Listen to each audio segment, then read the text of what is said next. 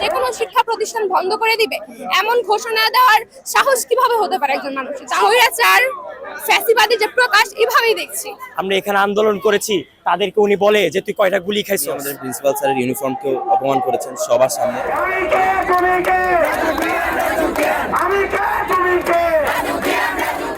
জুলাই অভ্যুত্থানের মাধ্যমে আমরা চেয়েছিলাম একটি শিক্ষার্থী বান্ধব সরকার। মাননীয় সচিব সাহেব, আপনিও সেই সরকারেরই অংশ। আমাদের প্রত্যাশা আপনাদের কাছ থেকে অনেক, কিন্তু কি হলো? আপনি এসে বললেন আমাদের 6 মাসের মধ্যে শিক্ষা প্রতিষ্ঠান বন্ধ করে দিবেন। কিন্তু আপনি কিভাবে ভাবলেন আপনি বলবেন 6 মাসের মধ্যে শিক্ষা প্রতিষ্ঠান বন্ধ করে দিবেন আর আমাদের শিক্ষার্থীরা চুপ থাকবে? আপনি আমাদের প্রিন্সিপালের পোশাক নিয়ে অপমান করলেন। আপনি আমাদের শিক্ষার্থীদেরকে জুলাই অভ্যুত্থানের অবদান সম্পর্কে জানতে চেয়েছেন। তাদেরকে এমনকি শার্ট খুলে গুলি দেখাতে বলেছেন যে কোথায় কোথায় গুলি খেয়েছো দেখাও। এগুলো একজন উচ্চপদস্থ কর্মকর্তার কাছ থেকে কোনোভাবেই কাম্য নয়। এর তীব্র নিন্দা ও প্রতিবাদ জানাচ্ছি। যদিও ফ্যাসিস্ট হাসিনা দেশে আর নাই, কিন্তু তার যে রেশ সেটা এখন অনেকের মধ্যে থেকে কাটে নাই। ওনার ছায়াতলে যারা এই সাহসের মধ্যে দিয়ে এতদিন কাটিয়েছে যে কোনো প্রতিষ্ঠান তারা বন্ধ করে দিতে পারে, যে কোনো জায়গায় তারা দাদাগিরি করতে পারে, দেশে তাদের বাবার ভাবতে পারে, এই ধারণা তাদের এখনো বদলায় নাই। না হলে রাজুকের মতো একটা স্বনামধন্য শিক্ষা প্রতিষ্ঠান, শুধু স্বনামধন্য বা রাজুক যে কোনো শিক্ষা প্রতিষ্ঠান বন্ধ করে দিবে এমন ঘোষণা দেওয়ার সাহস কিভাবে হতে পারে একজন মানুষের, তাও আবার এমন জনসম্মুখে প্রকাশ্যে? তারপরে হচ্ছে তিনি আমাদের ক্যাম্পাসে দাঁড়িয়ে এই ঘোষণা দিচ্ছেন, আমাদের প্রিন্সিপালকে অপমান করছেন।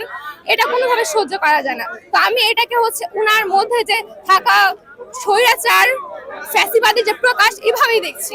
একজন সরকারি কর্মকর্তার যে ব্যবহারটা হওয়া উচিত সেই ব্যবহারটার পুরোপুরি হুবহু একটা বিপরীত ব্যবহারটা আমরা দেখেছি গত 13 তারিখে, যেটা আমাদের শিক্ষা সচিব সিদ্দিক আমাদের কলেজে এসে আমাদের ছাত্রদল আমাদের প্রিন্সিপাল স্যারের সাথে করেছে। কেননা একটা সচিব বা এরকম যারা সরকারি কর্মকর্তা তারা আমাদের সেবায় নিয়োজিত, তাদের উচিত আমাদের সাথে কমফোর্টেবলি বসে আলোচনা করা। কিন্তু ওনার যে একটা আক্রমণাত্মক মনোভাব সেটা দেখে আমরা ক্রমশই হতাশ হয়েছি। আমরা 24-এর আন্দোলনে যেসব ছাত্ররা রাজপথে ছিলাম, আমরা এখানে আন্দোলন করেছি, তাদেরকে উনি বলে যে তুই কয়টা গুলি খাইছস, তুই ব্র্যাকে পড়স। ব্র্যাক আমরা যেখানে জানি যে ব্র্যাক ইউনিভার্সিটি বাংলাদেশের প্রথম প্রাইভেট ইউনিভার্সিটির মধ্যে একটা, যারা ছাত্র আন্দোলনের টাইমে সর্বসেবা তাদের ক্যাম্পাসটা খুলে দিয়েছিল। ওখানের একজন শিক্ষার্থীকে বলে তুই ব্র্যাকে পড়স, তুই ব্র্যাকে পড়ে কি করবি, এগুলো জানা আছে। আমাদের প্রিন্সিপাল স্যারকে উনি কেমনে বলে যে আপনি ব্রিগেডিয়ার জেনারেল আর আমি গভর্নমেন্ট অফ হেড? উনি কি ভুলে গেছে যে প্রিন্সিপাল আমাদের একজন আর্মি পার্সন? আর সশস্ত্র বাহিনী বা বাংলাদেশ আর্মির কি আমাদের সে 1971 সাল থেকে 2024 সাল পর্যন্ত কি অবদান বাংলাদেশ আর্মির?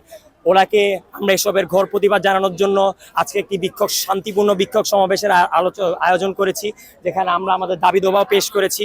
একজন সিনিয়র সচিব তিনি কিভাবে আমাদের কলেজে আসেন এবং আসার পরে